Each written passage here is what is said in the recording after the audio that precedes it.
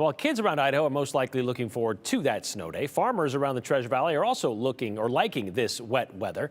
Much of Idaho has been in drought over the past several years, but it's looking a lot better this year. And experts say some of Idaho might even get out of drought completely with all of this rain and snow. So Abby Davis is here now to talk about this. And you spoke to a local farmer today about this upcoming irrigation season. That's right. And right now, Neil Durant says he's actually pretty hopeful right now.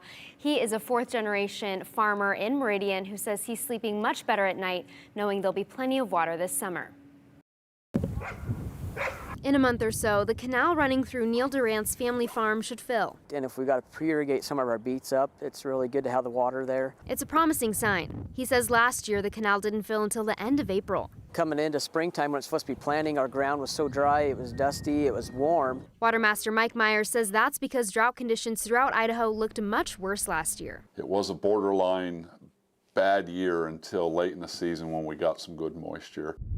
This year, it's a different story. We've had steady moisture all year long, so we've just kept climbing nice and steadily, kind of the way we like it. We should see drought removal across most of the state and maybe a little bit of drought remaining along the southern border. Erin Wharton with the National Resources Conservation Service says 79% of Idaho is still in drought.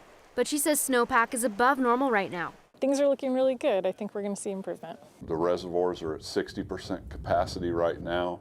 So it's not going to take much water coming down the mountains for us to have to release some over the spill gates at Lucky Peak. Durant says more water means more crops and more money. It makes us feel a lot better, a little bit more at ease that we're not worrying about figuring out what we're going to plant. We kind of know what we have, we can fit it into our rotation, and we can plant some of the crops that will hopefully generate a little bit more revenue for us. While he's still waiting for the Cuna Canal to fill, the snow-capped mountains show a promising future. Here we are the 1st of March, and having the snow out there it's nice to look out there and see it every morning.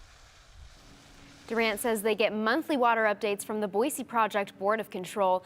And again, while things are looking much better this spring and summer, he says conserving water is still really important because, Brian, you just never know what the following year will bring. And keeping it in the mountains as long as possible is also a concern. It's kind of like a balancing act. You may have heard about letting water out of Lucky Peak. You don't want to let too much out too soon because you want to hold on to that. But if you have to make room for it because it's melting too quickly, that's also a problem. All right, thanks, Abby.